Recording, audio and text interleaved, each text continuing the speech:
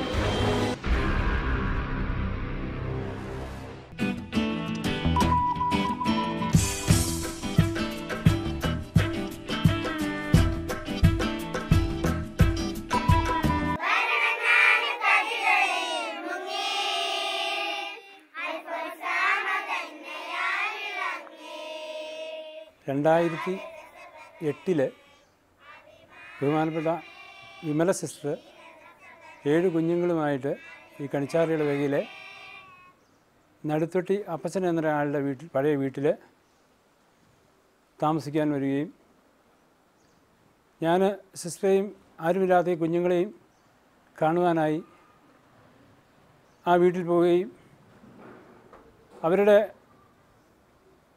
കഷ്ടപ്പാടുകളും ബുദ്ധിമുട്ടുകളും നേരിട്ട് കാണാനും മനസ്സിലാക്കുവാനും സാധിച്ചു. അതിൻ്റെ വെളിച്ചത്തിൽ വീടോ സ്വന്തമായ സ്ഥലമോ ഇല്ലാത്ത ഈ സിസ്റ്ററേയും കുഞ്ഞുങ്ങളെയും കിടക്കുവാനൊരു വീട് ഉണ്ടാക്കണം എന്ന ആ ഒരു ചിന്ത എൻ്റെ മനസ്സിൽ വരികയും സിസ്റ്ററുമായിട്ട് അതിനെക്കുറിച്ച് ആലോചിക്കുകയും അങ്ങനെ അതിൻ്റെ വെളിച്ചത്തിൽ ഒരു സ്വമനസ്സുകളുടെ ഒരു കമ്മിറ്റി വിളിച്ചുകൂട്ടി. ആ കമ്മിറ്റിയിൽ ഒരു 50 അംഗങ്ങളെ തിരഞ്ഞെടുത്തു. ആ കമ്മിറ്റി ഈ ആരുമില്ലാത്ത ഈ മക്കൾക്ക് ഒരു വീടുണ്ടാക്കി കൊടുക്കുവാനുള്ള പ്രവർത്തനവുമായി മുന്നോട്ട് വരികയും 2008 ബഹുമാനപ്പെട്ട ആൻഡ്രൂസ് അച്ഛൻ ഇതിൻ്റെ ശിലാസ്ഥാപന കർമ്മം നിർവഹിച്ചു. ഇവിടെ ഇപ്പോൾ 23 അച്ഛനും അമ്മയും ഇല്ലാത്ത പിഞ്ചു കുഞ്ഞുങ്ങളുണ്ട്. ഇവരുടെ ഒരു ജീവിതാന്തത്തിൽ പ്രവേശിക്കുന്നതും വരെ വിദ്യാഭ്യാസം അവരുടെ എല്ലാ കാര്യങ്ങളും നടത്തി പ്രായപൂർത്തിയാകുന്നതിനും വരെ ജീവിതാന്തത്തിൽ പ്രവേശിക്കുന്ന അവസ്ഥ വരെ സംരക്ഷിച്ചു കൊണ്ടുപോവുക എന്നതാണ് ഈ കമ്മിറ്റിയുടെ ഉത്തരവാദിത്വം.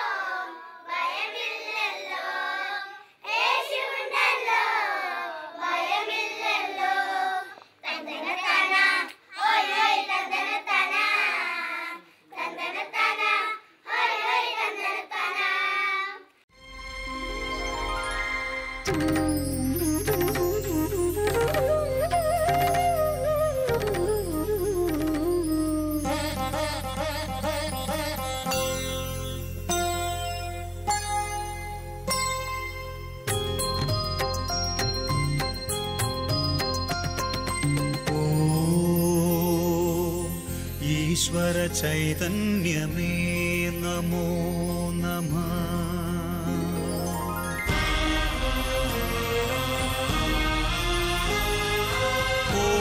ഓം ഈശ്വര കാരുണ്യമേ നമോ നമഃ.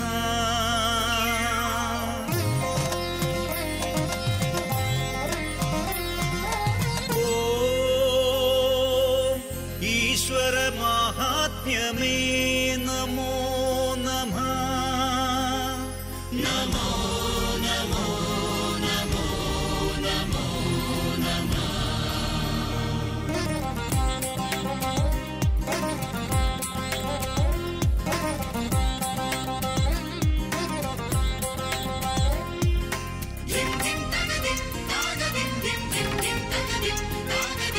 സസഗം മഗസ മഗസ നിദദനി സനിദ സാനിദമ.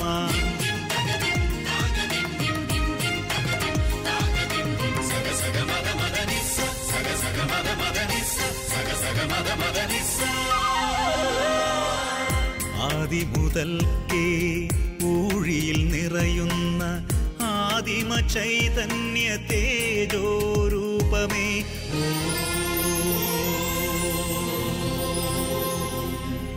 ആദി മുതൽക്കേ ഊഴിയിൽ നിറയുന്ന ആദിമ ചൈതന്യ തേജോരൂപമേ. ആനന്ദരൂപമേ സന്നിധിയിങ്കൽ അവനിയിലടിയങ്ങൾ പ്രണമിക്കുന്നു.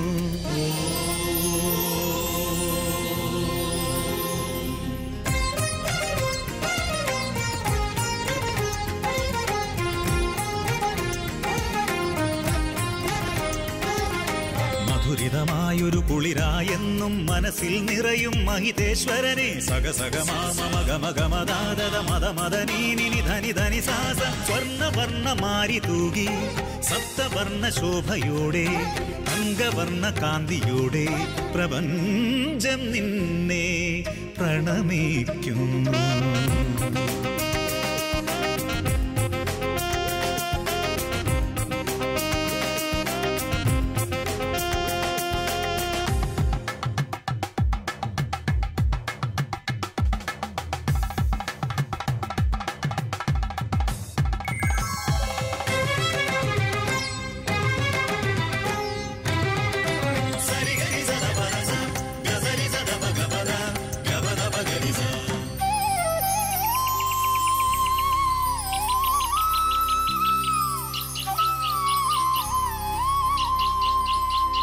ഉഷസിൽ ഉണർത്തുവാൻ കളകൂജനമായി ഉണർവിൻ ഗാനങ്ങൾ ആലപിപ്പവനേ.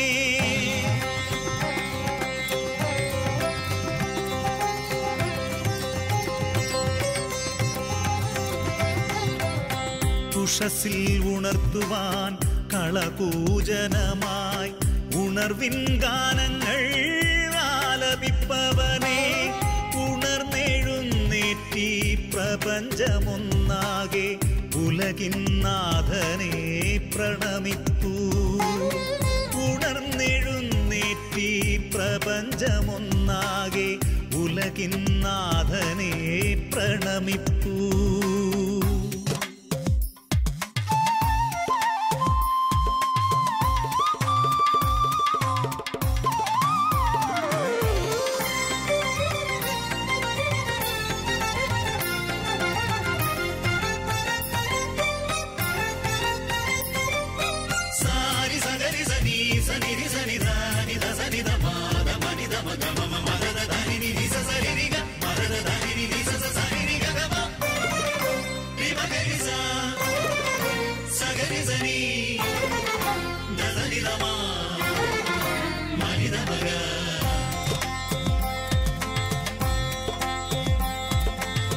മധ്യാഹ്നത്തിൽ തണലു വിരിക്കുന്ന വിരിക്കും മേഘമേലാപ്പായി നിറയുന്നവനെ മധ്യാഹ്നത്തിൽ തണലു വിരിക്കും മേഘമേലാപ്പായി നിറയുന്നവനെ വേനൽ ചൂടിൽ വാടാതെന്നും തരുശിഖരത്തിൻ തണലായവനെ വേനൽ ചൂടിൽ വാടാതെന്നും തരുശിഖരത്തിൻ തണലായവനെ